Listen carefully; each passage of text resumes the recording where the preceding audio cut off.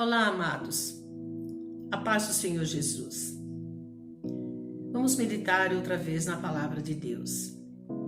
Se você tem assistido esses vídeos, tem sido edificado, eu peço que você se inscreva neste canal, divulgue isso para que outros também sejam abençoados com a ministração da palavra de Deus. Eu quero falar hoje sobre um texto muito conhecido que está no livro do profeta Isaías, no capítulo 6. A visão do profeta Isaías. Capítulo 6 de Isaías, versículos 1 a 8. Diz assim o texto sagrado: No ano em que morreu o rei Uzias, eu vi o Senhor assentado sobre um alto e sublime trono, e o seu séquito enchia o templo. Os serafins estavam acima dele, cada um tinha 6 asas, com 2 cobriam o rosto, e com 2 cobriam os pés, e com 2 voavam. E clamavam uns para os outros, dizendo: Santo, Santo, Santo é o Senhor dos exércitos, toda a terra está cheia da sua glória. E os umbrais das portas se moveram com a voz do que clamava, e a casa se encheu de fumaça. Então disse eu: Ai de mim, que vou perecendo, porque eu sou um homem de lábios impuros e habito no meio de um povo de impuros lábios, e os meus olhos viram o Rei, o Senhor dos exércitos. Mas um dos serafins voou para mim, trazendo na mão uma brasa viva que tirara do altar com uma tenaz. E com ela tocou a minha boca e disse: Eis que isto tocou os teus lábios, a tua iniquidade foi tirada, purificado o teu pecado. E depois disso ouvi a voz do Senhor que dizia: A quem enviarei? E quem há de ir por nós? Então disse eu: Eis-me aqui, envia-me a mim. É um texto muito conhecido, este capítulo e o texto desta visão. E esta visão ocorreu no ano em que o rei Uzias morreu. Era o ano 742 a.C. E sempre se fala, e se toca nessa visão, quando se fala deste capítulo, só se cita que o rei Uzias morreu. Mas pouca gente fala sobre quem foi o rei Uzias. Uzias foi um rei de Judá.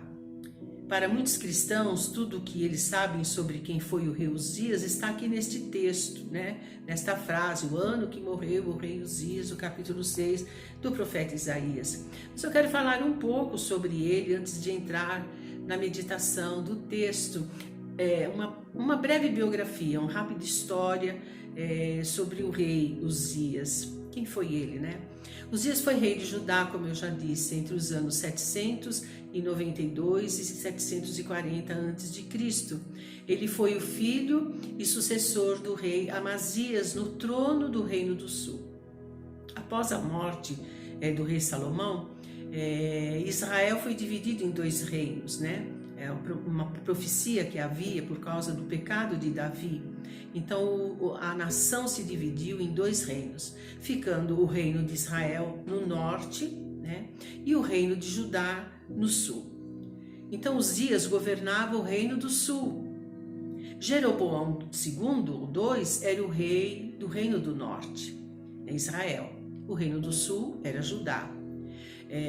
Eles reinaram mais ou menos no mesmo período. E foi durante os reinados desses 2 reis, que esses reinos experimentaram o maior período de prosperidade e poder desde que Salomão tinha morrido. Então, o que significa o nome do rei Uzias? Qual é o sentido, qual é o significado de Uzias? Uzias vem do hebraico, que é Uziá, e significa Jeová é a minha força, ou a força de Jeová. Uzias tinha apenas 16 anos quando começou a reinar e reinou durante um longo período. A Bíblia diz 55 anos reinou o rei Uzias. Uzias foi escolhido pelo povo para suceder Amazias, que era o seu pai. Quando Uzias subiu ao trono, ele fez muitas coisas importantes no reino de Judá. Ele reformou as defesas de Jerusalém, reorganizou os exércitos, trouxe novas tecnologias no rearmamento dos exércitos. Uzias consolidou a posição do reino de Judá nas rotas comerciais, reabriu portos e indústrias em Ezion-Geber. Com isso, ele proporcionou grande prosperidade ao reino de Judá. Uzias também realizou campanhas de sucesso contra os filisteus e contra os árabes, além de recolher tributos dos amonitas e de outros povos. Também construiu fortalezas em localizações estratégicas, investia bastante na agricultura e na criação de gado. Uzias foi muito próspero, sua reputação, devido às seguidas campanhas vitoriosas que ele empreendia, a sua reputação chegou até o Egito. Escavações arqueológicas confirmam com precisão os relatos bíblicos sobre o período do governo do rei Uzias. Uzias não foi um rei como Davi, mas também não foi um rei conhecido por casos de corrupção. Ele foi um bom rei. A Bíblia diz que Uzias iniciou seu reinado com muito temor, temendo a Deus, buscando e rendendo culto ao Deus de Israel, ao Deus de Judá. Ele fazia o que era reto perante o Senhor, e Deus então o abençoou. Ele foi muito amado pelo seu povo, reconhecido como um grande rei, e durante muito tempo ele se espelhou no sacerdote Zacarias.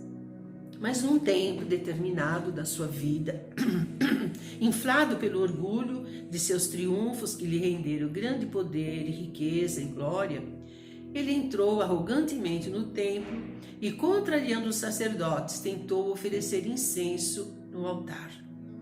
Esse direito havia sido conferido por Deus apenas aos sacerdotes, mas ele quis reivindicar esse direito para si. Quando o homem muda o coração, também mudam as atitudes. Uzias ficou muito irado com os sacerdotes que tentaram lhe impedir, e ainda em sua fúria foi ferido por Deus com lepra, que logo surgiu em sua testa. Por causa dessa doença, ele foi forçado a viver o restante de sua vida isolado e passou a administração de seu reino a seu filho Jotão.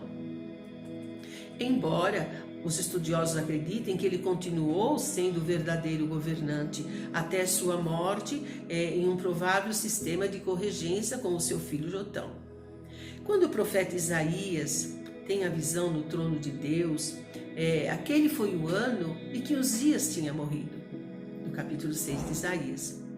Muitas pessoas entendem que o fato de Uzias estar vivo, de alguma forma, poderia impedir o ministério de Isaías e a manifestação da glória de Deus, mas a Bíblia não dá a entender esse fato. Quando o rei Uzias morreu, houve um período de muito luto, um luto nacional. A nação estava desestabilizada e o povo buscando consolo. O maior rei que os judeus haviam tido após Salomão estava morto e a crise estava instalada no reino de Judá. É nesse cenário de tristeza, depois de 55 anos nessa convivência com o rei, toda aquela nação, é nesse cenário que Isaías vai ao templo e seus olhos foram abertos para que ele contemplasse o verdadeiro rei da nação de Judá. O legítimo trono que de fato governava. E este trono não estava vazio, nem nunca estará vazio. O rei Uzias havia morrido, mas o rei de todo o universo estava vivo. E Isaías tem essa visão. É muito lindo o texto. O versículo 2 e 3 diz assim, a visão que Isaías teve da santidade do Deus verdadeiro que estava sentado no trono. Ele era o rei, e ele vê a visão e diz, serafins estavam por cima dele, cada um tinha 6 asas, com 2 cobriam seus rostos, com 2 cobriam seus pés, com 2 voavam, e clamavam uns aos outros, dizendo, Santo, Santo, Santo é o Senhor dos exércitos, toda a terra está cheia da sua glória. Estes seres, os serafins, não aparecem em nenhum outro texto da Escritura Sagrada. Parece que são uma classe especial de anjos, como são os querubins. Eles declaram que Deus é santo por 3 vezes, santo, santo, santo. Nós temos aqui neste texto uma grande revelação do caráter de Deus e também um de seus atributos, que é a sua santidade. A ideia básica de santidade é separação, ou seja, Deus está separado e acima de toda a criação. Em várias outras ocasiões em sua profecia, Isaías chama Deus de o Santo de Israel, o Santo de Israel, o Deus de Israel, que estava sentado no trono. Quando Isaías viu a santidade de Deus, ele pôde ver que precisava também santificar-se para ser usado no ministério profético. E ele viu a glória de Deus. E ele diz no verso 3, e clamavam uns aos outros, dizendo, Santo, Santo, Santo é o Senhor dos exércitos, toda a terra está cheia da sua glória. O termo glória de Deus vem do hebraico, é a palavra Shekinah. Esse termo descreve refulgência, magnitude, a grandeza da magnitude da manifestação divina. Mas quando ele está diante de Deus, naquele momento de êxtase, de glória, aquele momento paralisante, ele também tem uma visão de si mesmo. É impossível chegar diante de Deus, ver a santidade de Deus, a bondade de Deus e não se enxergar. Isaías vê a si mesmo e ele diz no verso 5, então disse eu, ai de mim, pois eu estou perdido, porque eu sou um homem de lábios impuros, habito no meio de um povo de impuros lábios, os meus olhos viram o Rei, o Senhor dos exércitos. Então Isaías pensou em voz alta, Ele viu o Senhor e disse, chegou a minha hora, vou morrer, porque sou um pecador. Cada vez que abro a boca eu peco, e isso acontece com todo o meu povo. Agora eu vi o Rei, o Senhor do Universo, estou vendo quão pecador eu sou, com certeza, ai de mim, eu vou perecer. Segundo as palavras do profeta Isaías, ele estava preocupado, porque viu a glória de Deus através de uma visão e foi algo que o deixou impressionado, algo que ele nunca havia visto. E ele nos relata que não estava preparado para esse momento.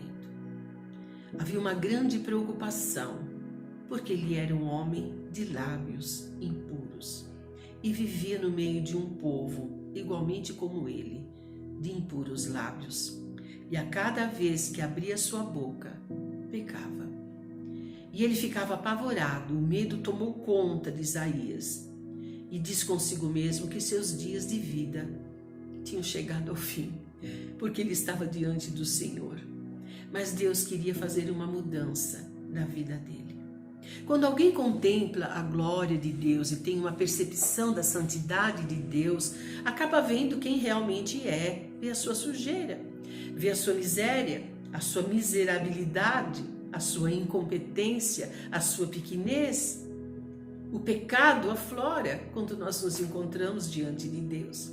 Reconhecemos quem somos na verdade. É impossível para um homem que teme a Deus passar por uma experiência de intimidade, de presença e não mudar as suas atitudes. Quem diz que vê Deus, sente Deus, é cheio de Deus e não muda, algo está errado na sua vida. A experiência está errada. Em Êxodo capítulo 33, versículo 20, diz assim, e disse mais, não poderás ver a minha face, porquanto homem nenhum verá a minha face e viverá. Abraão, quando estava diante de Deus, reconheceu a si mesmo como sendo pó e cinza. Sobre ele havia uma promessa, tinha um chamado forte em sua vida, mas ele reconheceu como ele era pequeno. Em Gênesis 18, 27, ele diz assim, e respondeu Abraão dizendo, eis que agora me atrevi a falar ao Senhor, ainda que sou pó e cinza. Jó escreveu a sua profunda pequenez, a sua profunda consciência de culpa, quando reconheceu a santidade e majestade de Deus. Jó 42, versículos 5 a 6. Com o ouvir dos meus ouvidos ouvi, disse Jó, mas agora te veem os meus olhos. Por isso me abomino e me arrependo no pó e na cinza. Com o ouvir dos meus ouvidos, mas agora os meus olhos te contemplam. Deus sempre quer mostrar aos seus filhos a sua glória. Isaías teve essa visão, a visão da purificação. E ele diz no verso 6 e 7 do texto que lemos, porém um dos serafins voou para mim. Aquele ser santo que ele via, falando da santidade de Deus, voou para ele. trazendo na sua mão uma brasa viva que tirou do altar de Deus com uma tenaz. E com a brasa viva tocou a minha boca e disse: eis que isto tocou os teus lábios. A tua iniquidade foi tirada e expiado o teu pecado. Isaías não foi expulso da presença do Senhor em função da sua natureza pecaminosa, dos seus pecados, da sua boca pesada, dos seus lábios impuros.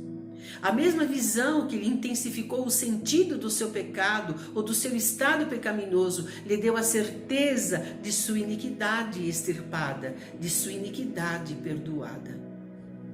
Jesus nos revelou o plano divino da salvação. Foi Ele quem nos fez aceitáveis diante de Deus. Quando Deus nos revela algo que está em nós, que não agrada, nesse momento Ele está dizendo que se você se humilhar, será tirado. É a revelação que nos abre os olhos e a possibilidade da verdadeira santidade. Só com a revelação nós nos santificamos de quem é Deus e de quão santo Deus é. Um daqueles serafins tomou uma brasa viva do altar, com uma tenaz, diz o texto, e tocou os lábios do profeta, purificou os lábios com fogo. Por quê? Porque o fogo é descrito na palavra de Deus como um agente purificador, como um elemento purificador. Fogo é símbolo da presença de Deus, um símbolo da presença do Espírito Santo. Malaquias capítulo 3, versículos 1 a 3 diz: eis que eu envio o meu mensageiro, que preparará o caminho diante de mim, e de repente virá ao seu templo o Senhor a quem vós buscais, e o mensageiro da aliança a quem vós desejais. Eis que ele vem, diz o Senhor dos exércitos, mas quem suportará o dia da sua vinda? E quem subsistirá quando ele aparecer? Porque ele será como o fogo do ourives e como o sabão dos lavandeiros. Assentar-se-á como fundidor e purificador de prata, e purificará os filhos de Levi, e os refinará como ouro e como prata. Então ao Senhor trarão a oferta em justiça. Para ser totalmente limpo, é preciso passar pelo batismo de fogo. Mateus capítulo 3, versículo 11 diz assim: eu, em verdade, vos batizo com água, disse João, para o arrependimento. Mas aquele que vem após mim é mais poderoso do que eu, cujas alparcas não sou digno de levar. Ele, Jesus, vos batizará com o Espírito Santo e com fogo. Isaías teve a visão da glória, teve a visão do seu estado, mas também teve a visão do serviço, do ministério profético. Diz assim o verso 8 do texto de Isaías: depois disto ouvi a voz do Senhor que dizia: quem enviarei? A quem há de ir por nós? Então disse eu: eis-me aqui, envia-me a mim. Que palavra linda, que momento precioso do chamado de um homem. Nós temos que notar nesse texto um preparo para o serviço do Senhor. É muito importante os passos. As várias fases da vida cristã estão aí descritas no texto do profeta Isaías. Primeiro precisamos estar com o Senhor, ter intimidade com Ele, contemplar a sua grandeza, ver a sua glória, sentir a sua divindade, ficar perto, contemplá-lo, ver quem Ele é, saber dos seus atributos, saber da sua pessoa, conhecê-lo. Depois passamos pela fase do reconhecimento que somos pecadores, que diante de toda essa glória, quem somos nós? Pecadores, precisamos ser tratados ao nível dos nossos pecados e precisamos ser santos, separados deste mundo corrompido. Aí depois vem o serviço. Deus não empurra ninguém para o serviço, Deus não empurra ninguém para a sua obra. Ele chama. E ele diz para nós ainda hoje, como disse para Isaías: quem quer? Quem enviarei? Quem quer ir? Quem tem o chamado? Quem está disposto? Quem quer pagar o preço? Sua chamada, a chamada de Deus, espera uma resposta. E Isaías deu no mesmo momento que a ouviu: eis-me aqui, envia-me a mim. O O Senhor exige que aqueles que se engajam em sua obra o façam com todo o desprendimento possível. Você tem que fazer de todo o coração. Lucas capítulo 9, versículo 62 diz assim: E Jesus lhe disse: Ninguém que lança a mão do arado e olha para trás é apto para o reino de Deus. Ninguém que olha para trás. Se o Senhor o chamou, você se prontificou e hoje está passando momentos de dúvida, preste atenção, não largue o seu arado. Não olhe para trás. Você teve convicção do chamado, o momento é difícil, o Senhor diz para você, não olhe para trás, não largue o arado. Se você foi chamado por Ele, você se prontificou no serviço, Ele santificou a sua vida, preparou você para isto, você tem talento para isso, não olhe para trás. Não desista. A nuvem escura, o momento da tribulação, da dor, da angústia vai passar. Tudo passa. Não desista. Por trás dessa nuvem, por trás desse nevoeiro, está o seu lugar de trabalho. Vai continuar. Deus quer usar você no seu serviço. Deus quer nos usar no seu serviço. Ele precisa da igreja para servi-lo, para propagar a sua obra. Porém, Ele não lhe usará na posição em que você está. Primeiro, é preciso que você passe por pelo menos duas coisas que diz o texto de Isaías. Você tem um encontro com Deus no seu altar, contemple a sua glória e a sua majestade, tenha consciência de quem Ele é. E também que o seu pecado precisa ser exposto diante dEle para ser perdoado. Entregue-se a Deus. Agora que você o conhece a sua glória, entregue-se a Deus. E se você já se entregou a Deus, está passando por momentos de desilusão, de abandono, de querer desistir, não desista. Entregue-se a Deus, esteja disposto a trabalhar sempre. Ele está no comando da sua vida. Assim como Ele preparou aquele momento de dor e separação para Isaías, chegar-se a Deus chegar-se ao Senhor dentro do templo, enlutado pela morte do seu rei, e ali Deus se revelou para ele numa visão esplendorosa. No momento de dor e de tristeza, Ele vai se revelar para você. Deus é bom, Ele ama você, e aquilo que Ele chamou você para fazer, Ele não esqueceu. Vamos ficar com esta palavra, e que Deus te abençoe e te dê paz, em nome do Senhor Jesus.